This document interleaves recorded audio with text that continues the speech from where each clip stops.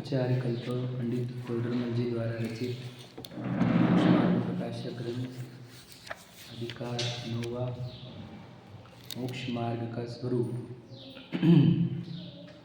Page number 329 पर यह प्रश्न है से हम पढ़ रहे हैं। यह प्रश्न है कि सम्यक तत्व के लक्षण तो अनेक प्रकार का है, उनमें तुमने तत्वार्थ शुद्धांत लक्षण को मुख्य किया, सो कारण क्या? समाधान: तुच्छ बुद्धियों को अन्य लक्षण में प्रयोजन प्रकट भाषित नहीं होता, वो भ्रम उत्पन्न होता है। और इस तत्वार्थ शुद्धांत लक्षण में प्रकट प्रयोजन भाषित होता है, कुछ भ्रम उत्पन्न नहीं होता, इसलिए इस लक्षण को मुख्य किया है, वही बतलाते हैं। ठीक है, अब हम समझने की कोशिश करते हैं कि क्या बताया जा रहा है। हमने बताया हम सब जीव हैं, हम आत्मा है और हम हमारे पूर्व कर्मों से इस शरीर को प्राप्त करके हम यहाँ पर हैं। कोई पुरुष का शरीर स्थापन धारण किया है, कोई स्त्री का शरीर धारण किया है तो हम चैतन्य वस्तु आत्मा। अब हमारे को सुख, अब आत्मा है तो आत्मा की रिक्वायरमेंट सुख होती है। आत्मा की रिक्वायरमेंट धन गाड़ी बंगले नहीं है। जो अपने आप को भूल चूक कर अपने आप को मनुष्य मानने लगा है, उसको धन गाड़ी बंगले लगते हैं। आत्मा की रिक्वायरमेंट तो सुख और शांति ही है, बस यह ज्ञान और कर लो तो ज्ञान सुख शांति। तो ये आत्मा को ज्ञान सुख शांति की प्राप्ति, उसी का नाम मोक्ष होता है। समझ रहे? तो आत्मा को तो मोक्ष चाहिए, तो ये मोक्ष उसको प्राप्त होगा अपने पुरुषार्थ से। पुरुषार्थ कौन सा करना होगा उसको? तो उन्होंने कहा सम्यक दर्शन ज्ञान चरित्र वाला पुरुषार्थ करना होगा। इस पुरुषार्थ से उसको पूर्ण सुख शांति वाला, मुक्ति वाला, ज्ञान वाला सब कार्य सिद्ध हो जाएगा इस पुरुषार्थ से। इसलिए मुक्ति के मार्ग का प्रयास यानी पुरुषार्थ करना चाहिए। मुक्ति के मार्ग में प्रथम पुरुषार्थ सम्यक दर्शन है, अर्थात सबसे पहले हमें स्वयं की अनुभूति और स्वयं की श्रद्धा होनी चाहिए। समझ रहे? सुखी अगर मुझे होना है तो पहले तो ये निर्णय करना होगा कि तू है कौन। इसलिए पहला कार्य स्वयं को पहचानना होता है। समझे? पूजन, भक्ति, स्वाध्याय, नियम, व्रत, तीर्थ वंदना, यह पहले कार्य नहीं है। पहले कार्य है स्वयं को पहचानने का। तो ये पहले स्वयं का कार्य, स्वयं को पहचानने के लिए हम क्या करें? तो स्वयं को पहचानने के लिए हम किसकी श्रद्धा करें, ये प्रश्न है ना? तो सम्यक दर्शन के जिनागम में 4 लक्षण कहे। मतलब लक्षण मतलब क्या होता है? देखो, लक्ष्य को पहचानने का चिन्ह, ध्यान सुनना, लक्ष्य को पहचानने का चिन्ह लक्षण होता है। तो मुझे सम्यक दर्शन हो गया है क्या, या सम्यक दर्शन किसको हुआ है, यह पहचानने के लिए 4 चिन्ह दिए हैं। कि जिसको देव गुरु धर्म का श्रद्धान हो गया ना कि यही सुखी है, समझ लेना उसको सम्यक दर्शन हो। समझ रहे? किसी को 7 तत्वों का श्रद्धान हो गया ना तो समझ लेना उसको सम्यक दर्शन। समझ रहे? जिसको आपापर का श्रद्धान हो गया ना उसको समझना सम्यक दर्शन है। जिसे आत्मस्वरूप का श्रद्धान हो गया उसको सम्यक दर्शन है। तो सम्यक दर्शन मतलब क्या? देखो, भ्रांत जो मोह निद्रा टूटना और जागृति में आना। जैसे हम अपने आप कोई पुरुष शरीर, स्त्री शरीर मान रहे हैं, ये टूट कर अपने को चैतन्य वस्तु मानना, यह सम्यक दर्शन है। समझ रहे कि नहीं? इसको पहचानने के 4 चिन्ह हैं। वे 4 चिन्ह जो है, वे 4 चिन्ह में से टोडरमल जी तत्व श्रद्धान को मुख्य कर रहे हैं। अब ऐसा क्यों कर रहे हैं, इसका बहुत सुंदर लॉजिक दिया है उन्होंने। वो लॉजिक की चर्चा होने से पहले हमारे को ये समझना होगा कि वो बोल रहे हैं प्रयोजन शब्द का प्रयोग कर रहे हैं। वो प्रयोजन का अर्थ क्या होता है समझते हैं। हमारा उद्देश्य क्या है? वो सीधी सी बात है, सुखी होना। क्लियर है? अब सुखी होने के लिए क्या करना होगा? सुखी होने के लिए दुख छोड़ना होगा। ठीक है, सीधी बात है। सुखी होने के लिए दुख छोड़ना होगा। तो दुख के 2 कारण होते हैं, एक तो मिथ्यात्व और दूसरी कषाय। समझ में आ रहा है? एकदम सिंपल है, एक मिथ्यात्व, दूसरी कषाय। कषाय का दूसरा नाम बोलो राग द्वेष। समझ रहे? मिथ्यात्व और राग द्वेष। तो राग द्वेष को भी शॉर्ट में करें तो राग, क्योंकि राग ही मुख्य है, द्वेष भी राग के विषय में ही होता है। तो राग मिथ्यात्व और राग ये जीव के दो क्या कारण है, के दुख के। समझ रहे? तो हमारा प्रयोजन क्या है? एक मिथ्यात्व को दूर करना और एक राग को दूर करना। क्लियर हो रहा है? प्रयोजन पर दृष्टि रखो, ध्यान रखना। दो करना है, एक तो मेरे अंदर से भ्रम टूटे और राग टूटे। समझ में आ रहा है? देखो, जैसे अब हमारे को कपड़े पहन रहे हैं हम, ये क्यों पहन रहे हैं पता है क्या? दो कारणों से। एक तो मैं खुद को विशाल मानता हूँ, ये शरीर, और दूसरा इस शरीर के रक्षण का राग उत्पन्न होता है मुझे, कि इसको गर्म हवा मत आने दो, गर्मी मत लगने दो, धूप मत लगने दो, सर्दी मत लगने दो। ऐसा मुझे इस शरीर के प्रति राग भी है। ये शरीर मेरी वस्तु नहीं है भला क्या, तब भी मुझे इस शरीर का कितना प्रेम है, ये समझ रहे हैं? जैसे एक एग्जाम्पल दिया मैंने वस्त्र का, वैसे ही वो घर मेरा नहीं है, पुद्गल का आकार है और आकाश के प्रदेश है मुख्यता से। अब वो उसको मेरा घर मानना ये मिथ्यात्व है। और उस घर का प्रेम मतलब क्या, कि उसको सजाओ धजाओ, रक्षा करो, मेंटेनेंस करो, सबको अपना घर है ये बताओ। समझे कि नहीं? तो उस घर का एक राग उत्पन्न होता है। वैसे ही पत्नी में तो पूरा एक अलग जीव है, सेपरेट, 8 कर्मों से उसका आया हुआ। हाँ, उसको स्त्री शरीर होगा, जब स्त्री होगी तो पुरुष शरीर को देखो। तो अब है उसको मेरे मानना ये मिथ्यात्व है। और उससे राग कितना होता है कि भाई ये टाइम पे खाए, टाइम पे ये करे, इसकी हेल्थ अच्छी रहनी चाहिए, इसका नेचर, इसको सुख दो, इसको बुरा नहीं लगना चाहिए, इसको दुख। तो ये राग उत्पन्न होता है। पुत्र का ले लो, दो प्रकार के भाव हो रहे हैं हमारे। एक तो हम पुत्र को मेरा मान रहे हैं, और फिर उसका राग कितना है, इसका करियर अच्छा होना चाहिए, इसकी हेल्थ अच्छी होनी चाहिए, इसके बच्चे अच्छे होने चाहिए, शादी अच्छी होनी चाहिए, इसके मतलब हमारा पोता अच्छा होना चाहिए। राग कितना है, समझ रहे हैं? ये दो टाइप के भाव। अब ये दो टाइप के भाव जब तक है इस जीव को, ये सुखी नहीं हो सकता। समझ रहे? क्लियर है कि नहीं? मिथ्यात्व और राग। मिथ्यात्व टूटने पर राग बाद में टूटता है, ये बात समझ रहे ना? पहले टूटेगा क्या? मिथ्यात्व, और फिर राग टूटेगा, बराबर? पहले मैं मानना छोड़ेंगे, मेरा मानना छोड़ेंगे, बाद में फिर उसके होने वाला जो राग उत्पन्न होता है बार बार, इच्छा, राग का अर्थ और इच्छा पकड़ा, जो इच्छा होती है वो भी कम होने लग जाती है, फिर नष्ट हो जाती है, बराबर? यही प्रक्रिया है। अब ध्यान सुनना, क्यों बोलना चाहता हूँ मैं। तो जैन धर्म को अहिंसा परम धर्म जो कहा, उसका सीधा लॉजिक क्या है देखो, कि जैन धर्म को अहिंसा धर्म भी कहते हैं। तो जो जिनेंद्र भगवान है, दिव्य ध्वनि के धारक है ना? मैं दिव्य ध्वनि जो केवल ज्ञान के धारक है, दिव्य ध्वनि के निमित्त से उनके उपदेश आते हैं।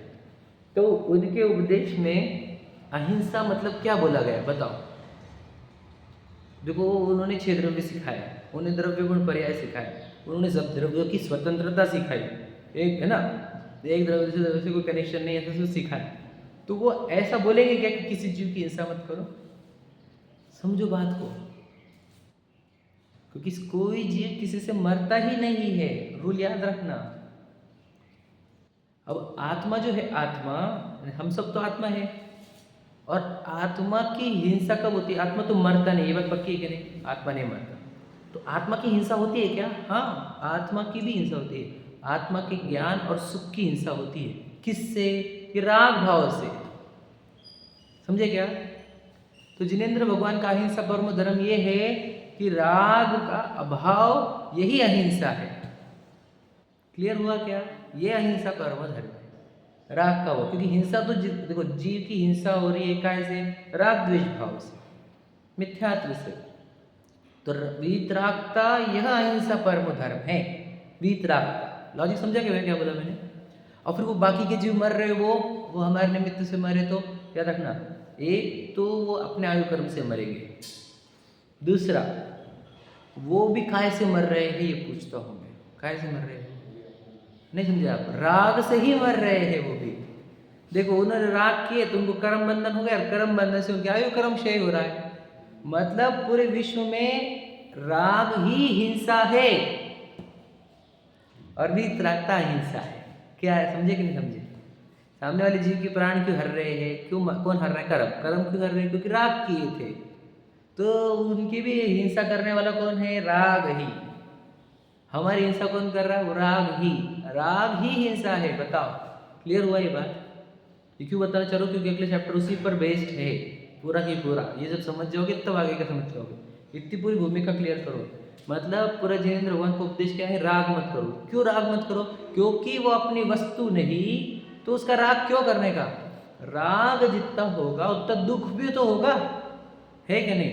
एक चीज का राग हो जाने पर, हमने क्या कहा, ट्रेन में तुम थोड़ी देर बैठे हो किसी के साथ, गप्पे मारते मारते एकदम बच्चे गप्पे हो गए, पहचान हो गई, सब हो गई, और जो वो बोल रहे चलो मेरा आ गया स्टेशन, तो दुख होता कि नहीं होता? ये बताओ, होता कि नहीं? अब होता ना।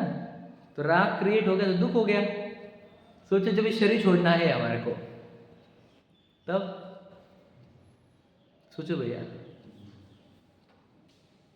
एक किराए का घर था, वहां से हम खुद के घर में जा रहे थे, तो भी वो किराए के घर की यादें, तो भी कैसा फील होता कि नहीं?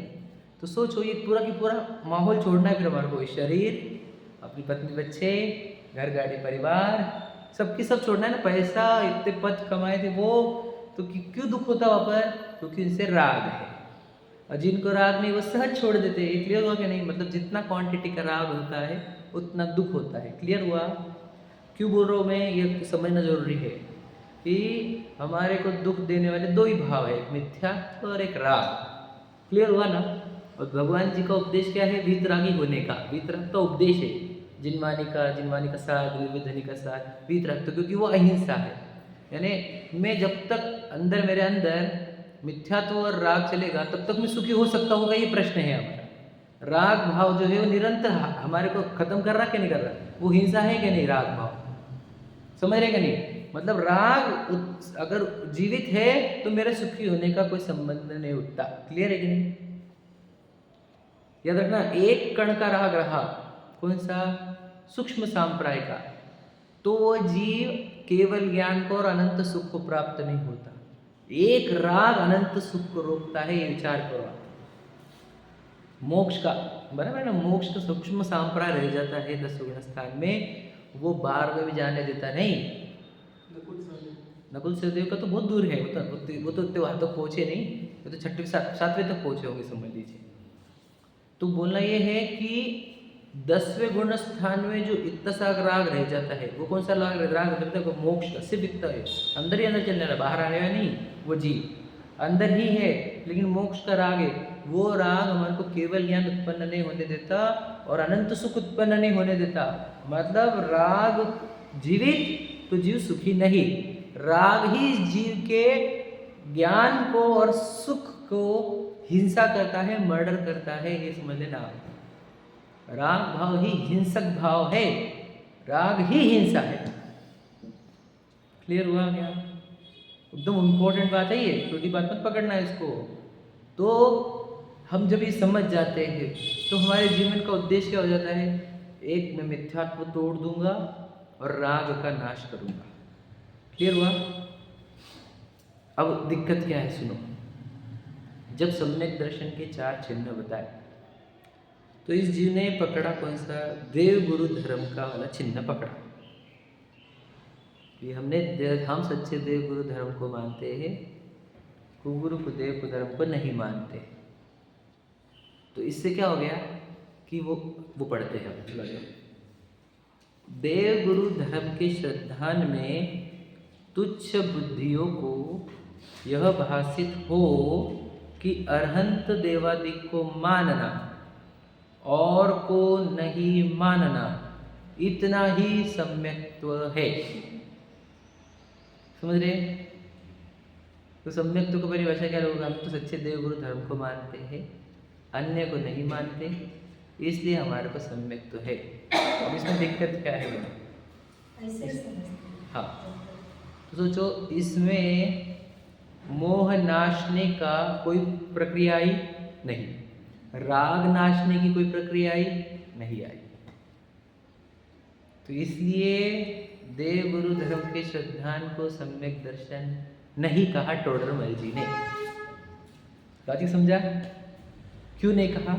एक सिंपल लॉजिक दिया मैंने, क्योंकि वो तो ये तो उसको इतना तो देखो मेरी मान्यता कितनी अच्छी हो गई, मैं कुगुरु कुदेव को धर्म को नहीं मानता, अब मैं सच्चे देव गुरु धर्म को मानता हूँ। तो उसको लग रहा है मेरी मान्यता में चेंज आया, तो ये मान्यता में चेंज मतलब सम्यक दर्शन, तो उसको यही सम्यक दर्शन लग रहा है। देखो आगे क्या लिखा है, वहाँ जीव अजीव का वो बंध मोक्ष के कारण कार्य का स्वरूप भाषित न हो, तब मोक्ष मार्ग प्रयोजन की सिद्धि न हो, वह जीवाजीव का श्रद्धान हुए बिना इसी श्रद्धान में संतुष्ट होकर अपने को सम्यक माने, एक कुदेवादिक से द्वेष तो रखे, अन्य रागादि छोड़ने का उद्यम न करे, ऐसा भ्रम उत्पन्न हो। क्लियर हुआ? फिर से समझा देते। कुदेव को, कुगुरु को, कुधर्म को मानना छोड़ा, सच्चे देव गुरु धर्म को मानना प्रारंभ किया। अब इससे क्या हुआ, उसका जो प्रयोजन था क्या, सुखी होने का, इसको भूल गया मुझे। सुखी कैसे होते हैं, मोह को राग को छोड़ने, ये बताया था मैंने अभी।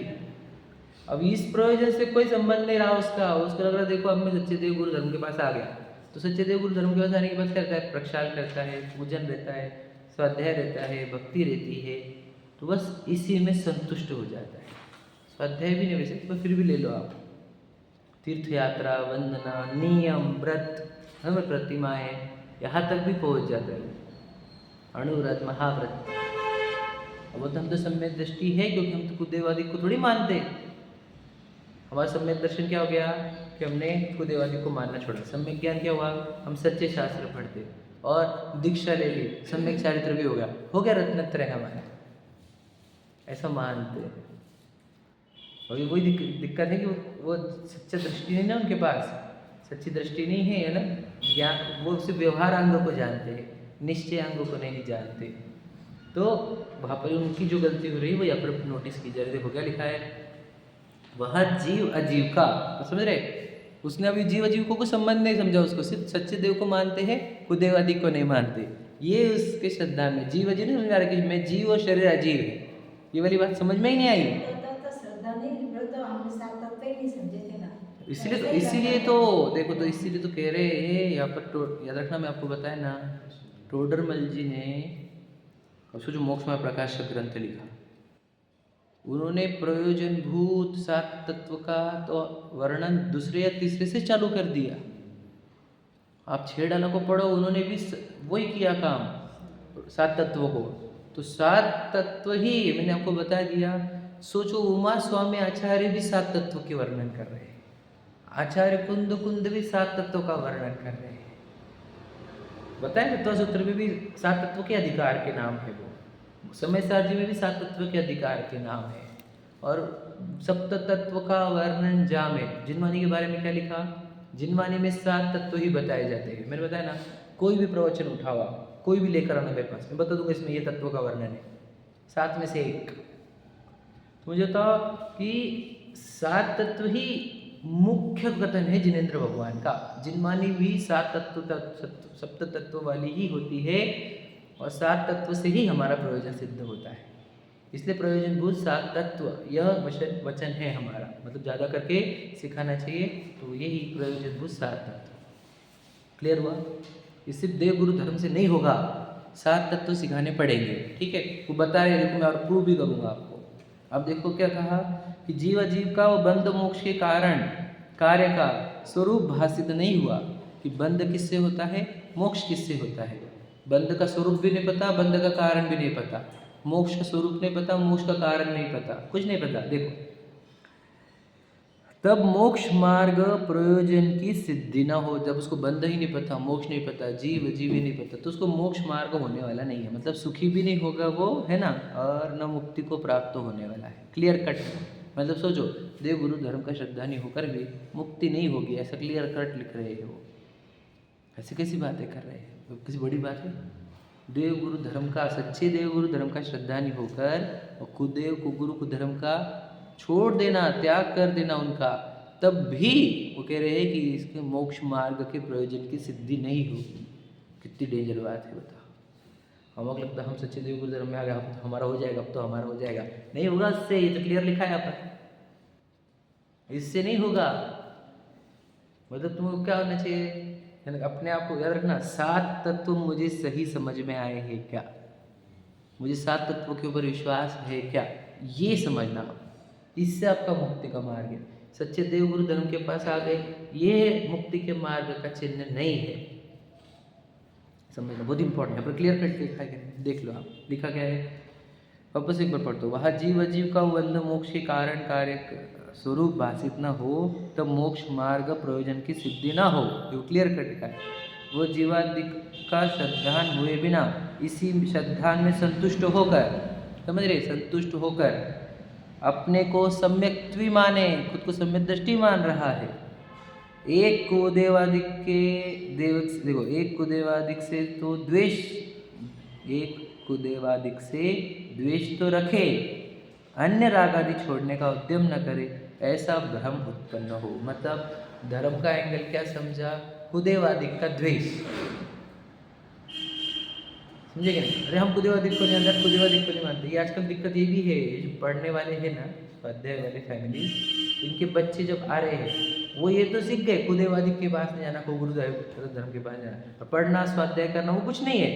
हमने जाते भैया, हमने मानते उनको, हमने मानते उनको, हमने मानते उनको, समझे कि कुछ इशारा किया मैंने, मतलब धर्म के नाम पर द्वेष ही पता है उनको, बस। क्या समझा?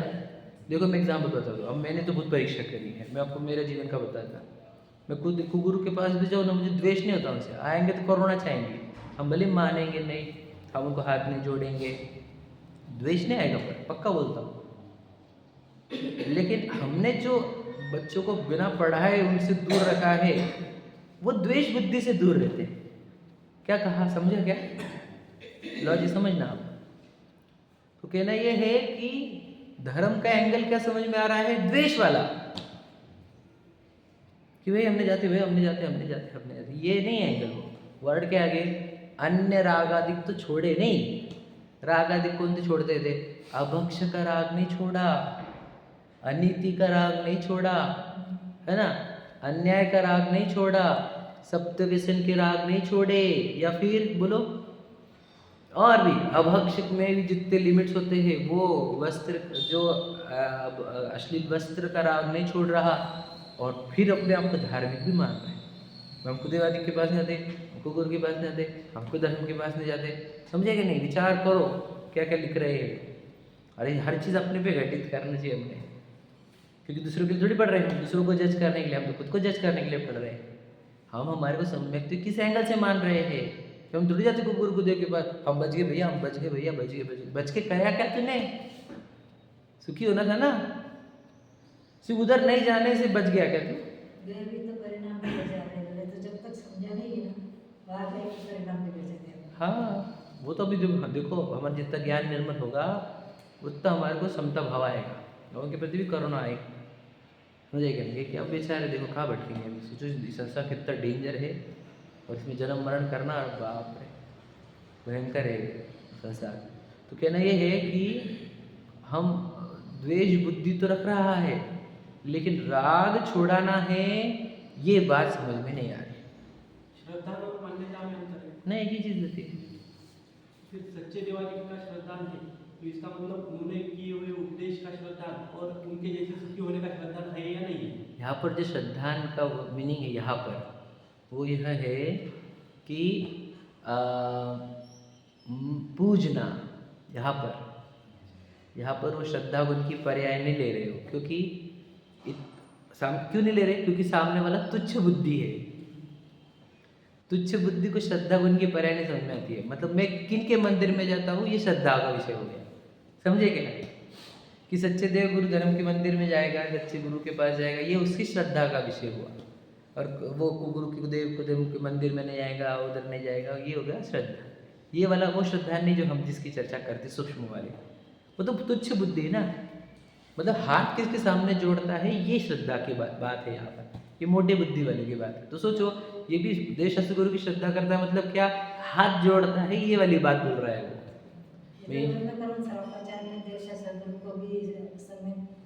सही है वो, लेकिन वो श्रद्धा ये वाली चाहिए जो हम सूक्ष्म वाली पकड़ते हैं, वो वाली है ना। ये तो मोटी वाली है इसकी। मैंने क्या बोला, तुच्छ बुद्धि श्रद्धा के नाम पर हाथ जोड़ना, सिर झुकाना, यही समझता है कि नहीं? और उनको ब्लाइंडली फॉलो करना, वो जो बोल रहे हैं उसको, इसको ही श्रद्धा बोलता है। ये कौन? तुच्छ बुद्धि। ज्ञानी जन उनके वचनों के और उनके स्वरूप की श्रद्धा करते हैं, समझे कि नहीं? श्रद्धा मतलब विश्वास, उनके स्वरूप का भी विश्वास करते हैं और उनके वचनों का भी विश्वास करते हैं, उपदेश का भी। क्लियर हो रहा है? मतलब आचार्य कुंद कुंद के श्रद्धानी कौन कौन है? तो एक तो वो है जो आचार्य कुंद कुंद ने कहे हुए कथनों का विश्वास करते हैं, और एक वो है जो कुंद कुंद आचार्य की जय ही बोलते हैं, बस। समझे? ये दो टाइप समझे क्या आपको? आचार्य कुंद कुंद ने कहा कि परमाणु मात्र मेरा नहीं है, जो इस बात पर विश्वास करते हैं वे कुंद कुंद आचार्य के भक्त है, ओरिजिनल। समझे कि नहीं? और जो कुंद कुंद आचार्य की जय हो, कुंद कुंद आचार्य की भक्त नहीं, वो सिर्फ उसकी जयकारा कर रहा है, उनकी मूर्ति स्थापन करेगा, उनके वचनों को, शास्त्र को सजा सजा के लगाएगा।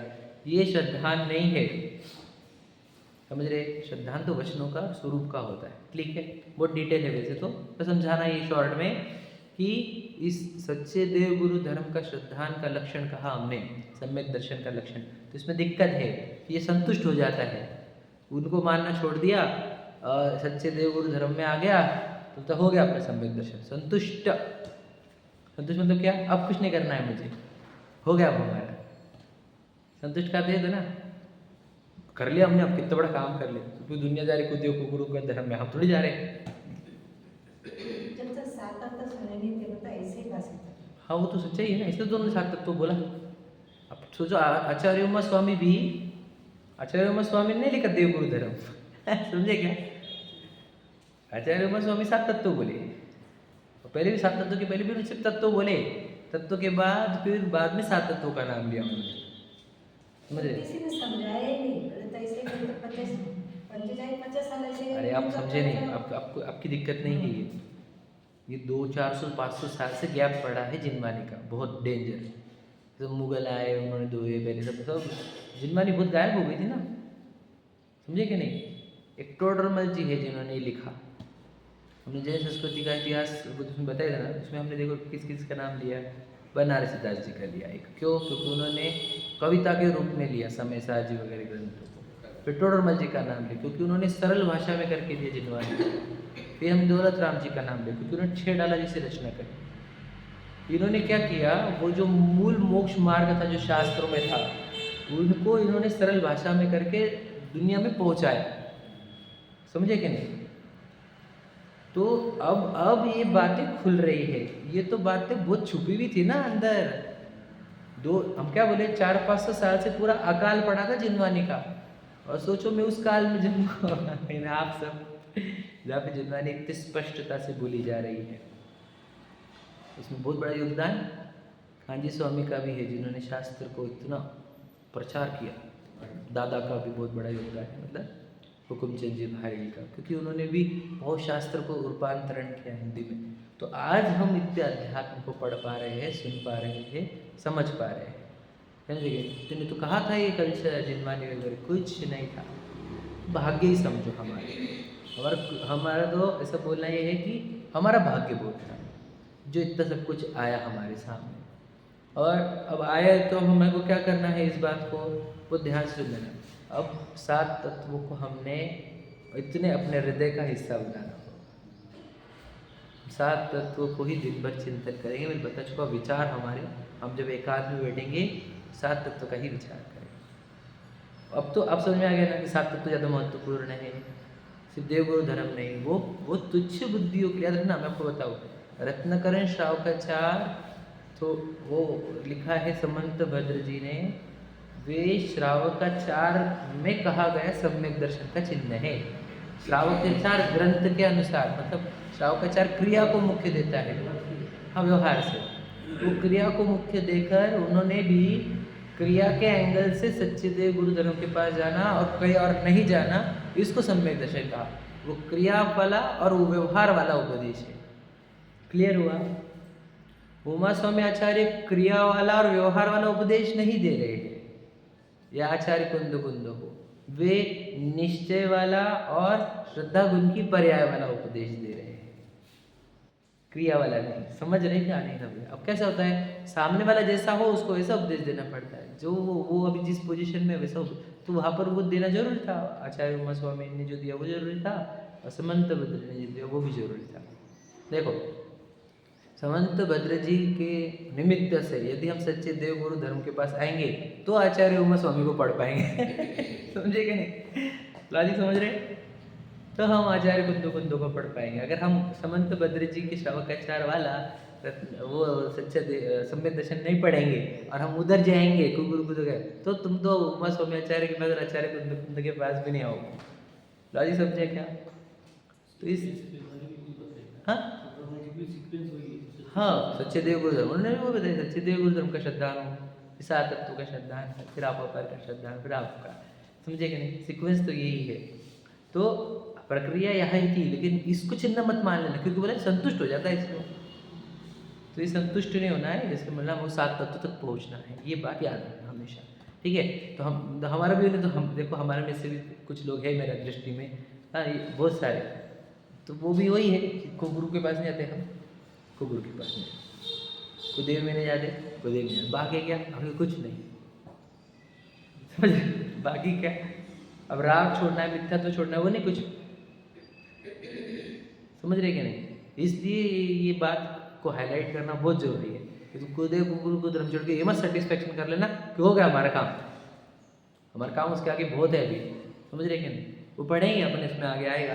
देखो, अन्य राग आदि छोड़ने का उद्यम न करे, ऐसा भ्रम उत्पन्न हो जाता है। इसको क्या कि हमारा काम हो गया। पता है, वो पैराग्राफ का लास्ट स्लाइड पढ़े, देखो, इसी श्रद्धान में संतुष्ट होकर अपने को सम्यक माने, एक कुदेवादिक से द्वेष तो रखे, अन्य राग आदि छोड़ने का उद्यम न करे, ऐसा भ्रम उत्पन्न हो। ठीक है? ऐसा भ्रम उत्पन्न हो जाता है इस जीव को, क्या कि कुदेवादिक को, अन्य कुदेवादिक को नहीं मानते और सच्चे देवादिक को मानते हैं, तो वहाँ को सम्यक तो हो गया। इसमें द्वेष तो आ गया है ना, राग छोड़ने का उद्देश्य नहीं आया। ये बात समझ में आई? मैं बहुत बोल सकता हूँ, पर थोड़ा सा कल और बोलेंगे अपन। अब आगे पढ़ते हैं अपन। तथा आपा पर के श्रद्धान में तुच्छ बुद्धियों को यह भाषित हो कि आपा पर का ही जानना कार्यकारी है, इसी से सम्यक तो होता है। वह आश्रवादिक का स्वरूप भाषित न हो तो मोक्ष मार्ग प्रयोजन की सिद्धि न हो, वह आश्रवादिक का श्रद्धान हुए बिना इतना ही जानने में संतुष्ट होकर अपने को सम्यक माने, स्वच्छंद होकर राग आदि छोड़ने का उद्यम न करे, ऐसा भ्रम उत्पन्न हो। ये बात हाईलाइट करनी थी मुझे, जो बहुत इम्पोर्टेंट है। जो दिक्कत क्या है बता। देखो, जिनवानी में ही कुछ ऐसे वचन है कि बस जीव और पुद्गल का भेद ज्ञान करो। जीव जुदा, पुद्गल जुदा, जो लाइन है, तू चेतन देह अचेतन, तो उसने ये बातें पढ़ी कि हाँ भाई, शरीर अलग है, आत्मा अलग है, शरीर अलग है, आत्मा अलग है, पुद्गल अलग है, जीव अलग है। समझ रहे? ये समझ लिया। अब उसको पक्का हो गया। मतलब कहाँ पर ये शिवक्षम में हुआ है, ये श्रद्धान में नहीं हुआ है, धारणा ज्ञान में समझ लो कि भाई शरीर अपन नहीं है, अपन आत्मा है। अब ये ऐसा उसके अंदर हुआ जरूर है, पढ़कर सुनकर, ठीक है, लेकिन सही नहीं हुआ। तो आप बोलेंगे कैसे पता चला आपको सही नहीं हुआ? बोलो कैसे पता चला? हाँ, यदि वह अपने आप को चेतन समझता तो चेतन के अंदर दुख उत्पन्न हो रहा है, कैसे? मोह से और राग से। तो मोह और राग को छोड़ने का प्रयत्न करना चाहिए था उसने, वो छोड़ने का प्रयत्न नहीं कर रहा है, वे स्वच्छंद होकर और राग बढ़ा रहा है। इससे सिद्ध होता है कि इसके अंदर स्व पर हुआ नहीं है। क्या कहा? समझना, मैंने जो अभी बताया, जब तूने शरीर को अजीव जाना, अपने आप को जीव जाना, तो तुझे शरीर के प्रति उत्पन्न होने वाला राग खटकना चाहिए था ना, कि मेरा ये जो मैं किसकी इच्छा कर रहा हूँ, मैं किसके भाव कर रहा हूँ, जड़ मिट्टी की, ये तो खटकने चाहिए थे। ये इंद्रियों के विषयों का राग कर रहा हूँ क्या मैं, और इसके संग्रह का संयोगों का राग कर रहा हूँ क्या? तो ये बातें तो खटकनी चाहिए थी, और खटकती हुई घटनी चाहिए थी। तेरी तो बढ़ रही है। इससे सिद्ध होता है कि तुझे अभी तक वो जीव और जीव का भेद ज्ञान हुआ नहीं है। और देखो, इसमें क्या हो जाता है दिक्कत कि हाँ शरीर को भिन्न जानना था, आत्मा को भिन्न जानना था, इतना ही तो करना था ना, वो तो कर लिया हमने, हो गया हमारा। संतुष्ट होने वाली बात यहाँ पर भी लिखी हुई है, देखो समझ रहे कि नहीं। अब बहुत सारे जीव है ऐसे भेद ज्ञान करके बैठ गए। मैं आपको और बता देना चाहता हूँ, अब मेरे से भी इशारे समझना है ना, आप समझ जाओगे मैं किसके बारे में बोल रहा हूँ। दिक्कत वही है कि जीव अजीव भेद ज्ञान की बात होगी, और राग तो वैसे ही वैसे एक कैसे हो रहा है। जब अपन देह है नहीं तो देह का राग क्यों इतना, उसके इंद्रियों के राग इतना क्यों, और वो खटक क्यों नहीं रहा, खटकता क्यों नहीं। और वो राग एक्चुअल में क्या है पता है आपको, वो आश्रव है जिससे कर्माश्रव, मतलब कर्म तो आ रहे वो अलग बात, बाहर वाली बात, लेकिन आत्मा में एक एक राग, अभी बता चुका हूं मैं, हिंसा है, हिंसा। राग ही एक्चुअल हिंसा है, बताया ना मैंने, सिद्ध कर दिया। राग ही एकमात्र हिंसा है, राग ही एकमात्र अधर्म है। सही है क्या नहीं। अब सोचो, निरंतर अपनी हिंसा कर करके अपने को धार्मिक भी मान रहा है वो जी, मतलब आश्रव होने का भय ही नहीं है। बताओ, ये बात समझानी मुझे। जीव जी का विभाजन लेकर बैठा है, चर्चा लेकर बैठा है, जीव जी की चर्चा लेकर बैठा है। आश्रव होने का भय नहीं किंचित भी। आश्रव से मेरे आत्मा में हमने क्या बताया, एक राग आपको केवल ज्ञान नहीं होने देगा, एक बारीक सा राग। और तुझे तो फिर राग घटने चाहिए थे, तुझे पता चलना है कि राग इतना आकुलता उत्पन्न करता है, क्योंकि एक राग आकुलता, जैसे एक मच्छर वाली लाइन पता है आपको, वैसे एक राग आत्मा को तड़पा तड़पा के छोड़ता है, कोई भी एक राग। तो तुझे भाव जब तूने समझा है कि जीव में शरीर अजीव है, तो जीव में दुख राग से ही होता है, तो राग को तोड़ने का अभिप्राय बनना चाहिए तुझे, राग नष्ट करने का अभिप्राय। और तेरे प्रयत्न राग को घटाते हुए दिखने चाहिए थे हमारे को, बढ़ाने वाले तो दिखने नहीं चाहिए थे। तो तू स्वच्छंद होकर, स्वच्छंद मतलब वही स्वच्छंद, छंद मतलब इच्छा, इच्छा मतलब राग, तू जो मन में राग उत्पन्न हो रहा है वो पूरी पूर्ति में लगा हुआ है, कोई राग को दबाता नहीं, टोकता नहीं, रोकता नहीं। ये सिद्ध करता है कि तू सिर्फ जीव अजीव की बातें करता है। तुझे सात तत्व में आश्रव बंध को नष्ट करना है, संवर्ण जरा प्रकट करना है, मोक्ष प्रकट करना है, ये तू भूल चुका। दिक्कत क्या हो गई, उसने जीव अजीव वाली दो चीज़ों को ही पकड़ लिया, उसमें है ना आपा पर वाली बातें करने लग गया, और उसमें आश्रव बंध संवर्ण जरा मोक्ष को भूल जाता है ये, समझे क्या नहीं। हाँ, तो इसलिए सात तत्वों क्या हो गया, देखो बहुत गजब का शैली आप समझना, बहुत गहरी। ये सात तत्व ने क्या किया, पहले तो ये दिखा दिया अपना क्या और अपना क्या नहीं, और बाद में क्या बोला, जब पराया है उधर का लक्ष्य छोड़ दो, उसका नाम क्या है, संवर्ण निजरा मोक्ष, और पराया का लक्ष्य वो है, वो आश्रव बंध है। नहीं समझा, समझने की कोशिश करना, बहुत गजब की शैली है, बहुत गजब की। आपको तो मैं आपको क्या बोलूँ, जिनवानी की यही कृपा है कि जिनवानी तो सब कुछ बता देती है हमारे, सब कुछ। देखो मैं समझा रहा हूँ आपको, देखो हम जीव है, शरीर अजीव, ये बात सच्ची है क्या नहीं। अब देखो जो चारित्र गुण है, चारित्र गुण का अर्थ होता है ध्यान, चारित्र गुण का अर्थ क्या है, ध्यान। तो जिसका ध्यान होता है उधर के विचार आते हैं, रूल है नहीं है, समझे कि नहीं, यानी कि उपयोग जिधर जाएगा उधर का विचार आएगा, सिंपल बात है। तो जब हम शरीर का लक्ष्य करते हैं, समझ रहे, जब मैं शरीर का ध्यान करता हूँ, लक्ष्य का जब पकड़ना ध्यान, तो मुझे देखो, तो दिन भर शरीर का ध्यान चलता क्या नहीं। देखो जैसे मैं अभी आत्मा में नहीं हूँ तो मुझे विशाल दिख रहा है, तो बोलता हुआ दिख रहा है विशाल, है ना, बैठा हुआ दिख रहा है विशाल, खाता पीता हुआ वो सब चलेगा। तो जैसे ही शरीर विशाल दिखा तो विशाल, अरे गर्मी हो रही, इसको फैन लगाओ, अरे यार सोचिए सीधा करो, अरे इसको बुलाओ, अरे फ़ोन देखो अपना कौन कौन ने अपने को याद किया। अब सोचो ये जो चल रहा है ये एक्चुअल में राग द्वेष है। और ये राग द्वेष उत्पन्न होने का कारण क्या है, शरीर का ध्यान। क्या समझा, वापस समझ लेना, थोड़ी गहरी बात है, समझने की कोशिश करना। राग द्वेष उत्पन्न हो रहे हैं शरीर के ध्यान से, क्योंकि लक्ष्य यानी उपयोग निरंतर शरीर को बना रहा है, समझ रहे क्या नहीं। और जब वो लक्ष्य उपयोग हमारा आत्मा की ओर जाता है तो हमारे को ये खाओ पियो घूमो फिरो ये वाले सब राग बंद होते कि नहीं होते, समझा कि नहीं समझा, कठिन जा रहा है। वैसे 2 बार रिपीट किया, मैं और एक बार रिपीट कर देता हूँ। आत्मा का लक्ष्य क्या दिख रहा, अमूर्तिक परिपूर्ण, बराबर। अब खाने पीने के भाव आ रहे क्या, घूमने फिरने के भाव आ रहे, कुछ नहीं आ रहे, क्योंकि अमूर्तिक और परिपूर्ण दिख रहा है यहाँ पर। अब कुछ भी नहीं भाव आ रहे, एक भी भाव नहीं आ रहा है। और इधर से बाहर आएगा तो विशाल आ गया ध्यान में, अरे घर, अरे वो गाड़ी, अरे वो पैसा, अरे दुकान, अरे बच्चा, अरे ये, अरे वो। अब ये क्या चालू है, राग द्वेष की प्रक्रिया। समझ रहे क्या बोल रहा हूँ मैं? क्लियर हो रहा है? ये क्लियर हुआ आपको? तो देखो, तो शरीर का लक्ष्य होने पर राग द्वेष होते हैं, तो शरीर क्या हो गया, अजीव, और ये जो भाव आगे है वो है आश्रवबंध। क्लियर हुआ? समझ में आ रहा है? और जीव का लक्ष्य करेंगे तो क्या हो रहा है, राग द्वेष आना बंद हो गए, तो वो क्या हो गया, संवर निजरा मोक्ष। क्लियर हुआ? हुआ क्लियर? अब इतना ही समझो। तो जब हमने किसी को बताया कि शरीर तू नहीं है, तू आत्मा है, तो उसने करना क्या चाहिए था, लक्ष्य आत्मा का कर कर शरीर के प्रति होने वाले राग द्वेष बंद करने चाहिए थे, हाँ या नहीं? ये होता है 7 तत्वों में के 5 तत्वों का कंक्लूजन, ये बता रहा हूँ मैं। जीव अजीव समझने के बाद तुझे काम क्या करना था, अजीव का लक्ष्य छोड़कर जीव का लक्ष्य करना प्रारंभ करना था। बराबर है कि नहीं? तो जीव अजीव की चर्चा करने में व्यस्त हो गया, तो जीव अजीव की चर्चा में तू लगा हुआ तो अजीव में ही है ना। क्या कहा?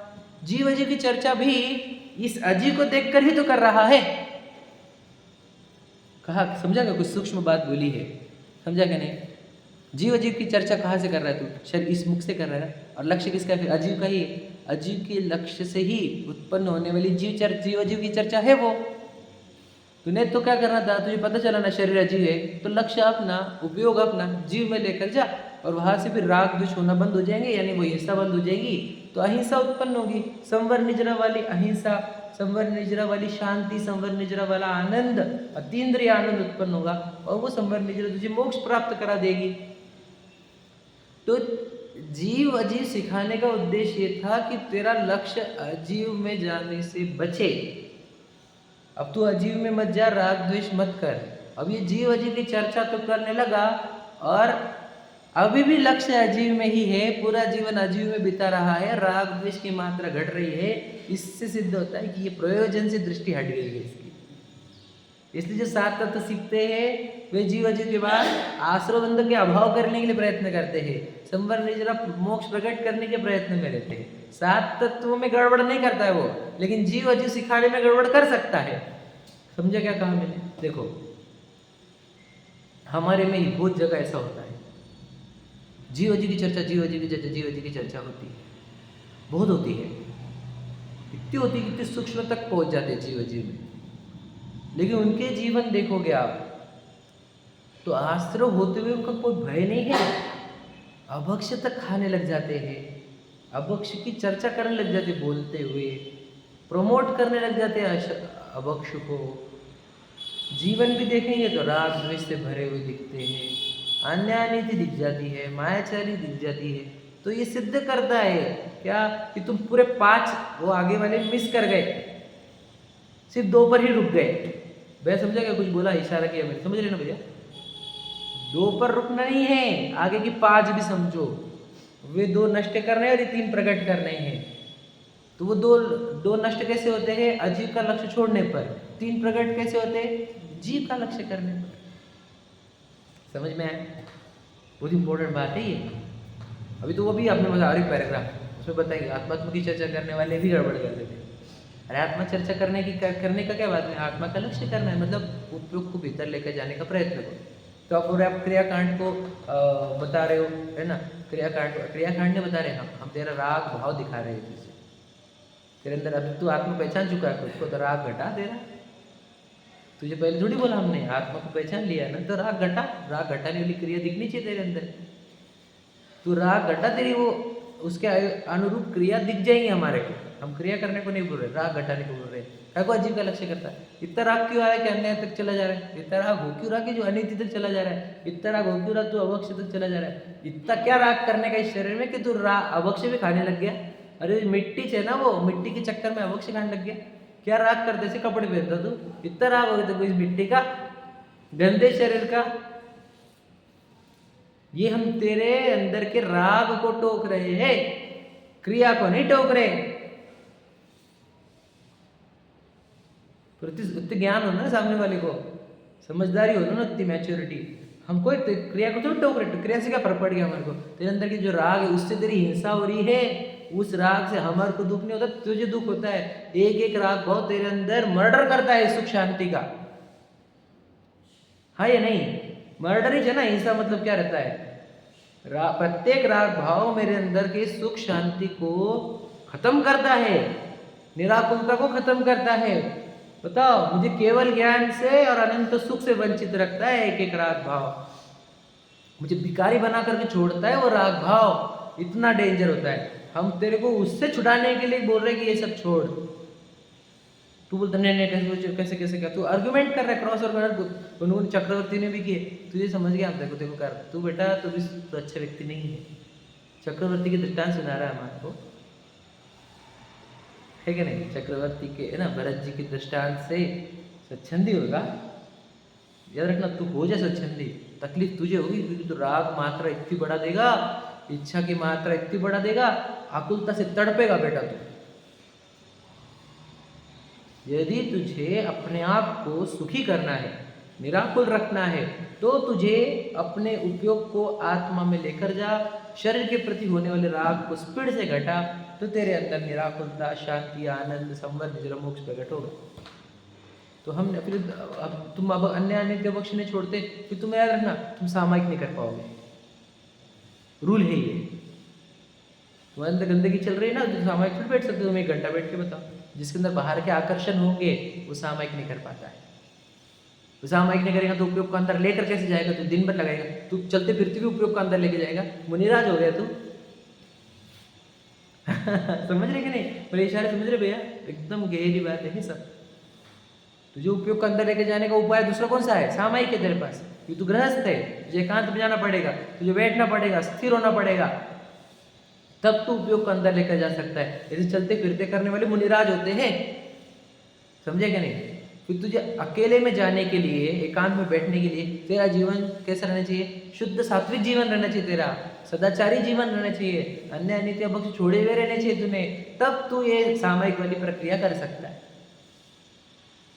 समझे कि नहीं समझे? ये सब लॉजिकल कर रहा हूँ मैं आपको ये, ताकि आप भी समझ जाओ। और ये समझ के आपको ये भी समझ में आ जाना चाहिए कि सिर्फ जीवाजी की चर्चा से नहीं होगा।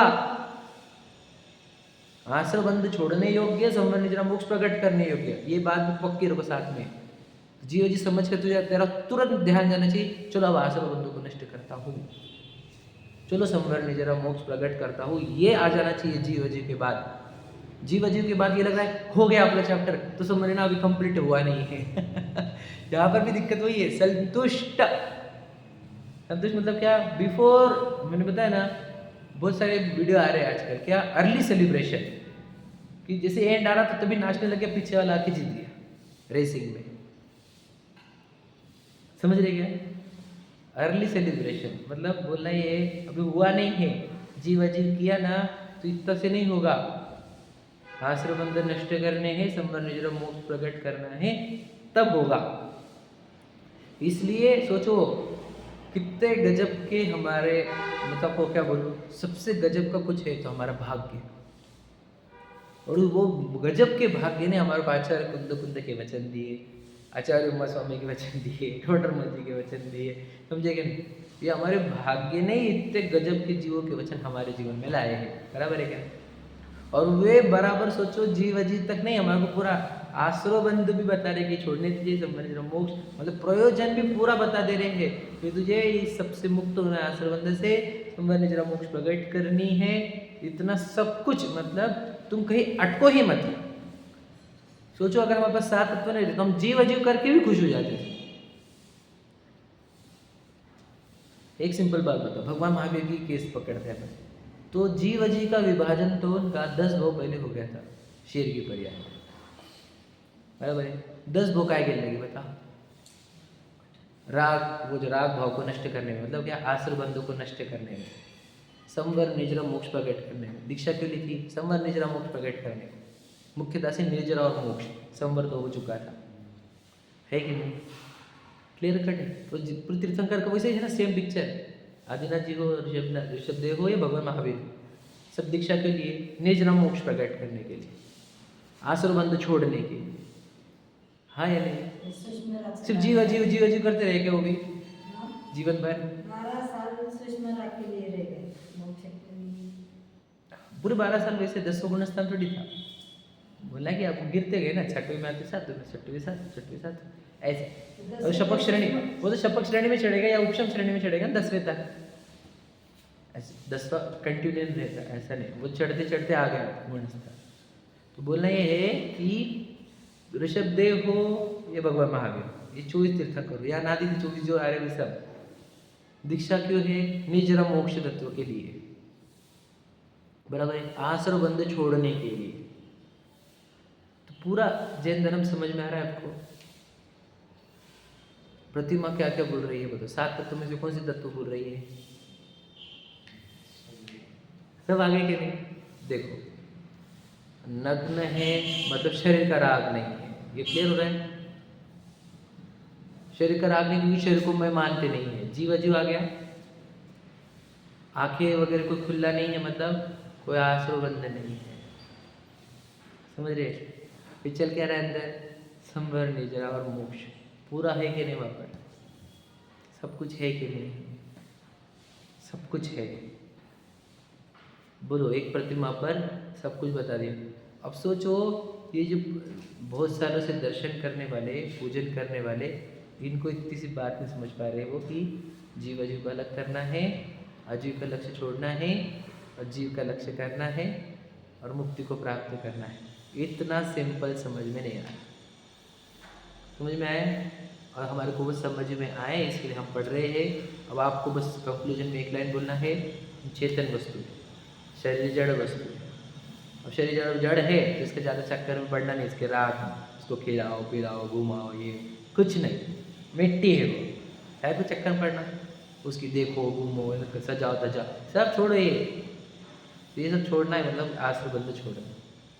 और अपन चेतन है, अपन भगवान है, अपन तो बने बना हुआ, उसका लक्ष्य करो। जैसे केवल ज्ञान आता है, जैसे अनंत सुख आता है, अतीन्द्रिय सुख आता है, निराकुलता आती है, उसका लक्ष्य करो। ये हो गया संवर, निजरा, मोक्ष। समझ में आया? इतनी प्रक्रिया है, एकदम गजब, एकदम पूरे आनंदमय प्रक्रिया, बिल्कुल आकुलता नहीं। निराकुल जीवन जीने की कला है और पूर्ण सुखी होने की कला है। आप आपका जीवन ऐसा बनाएं, हम सबका जीवन ऐसा बने, इसी मंगल भावना के साथ चलो। सहजानंदी शुद्ध स्वरूप अविनाशी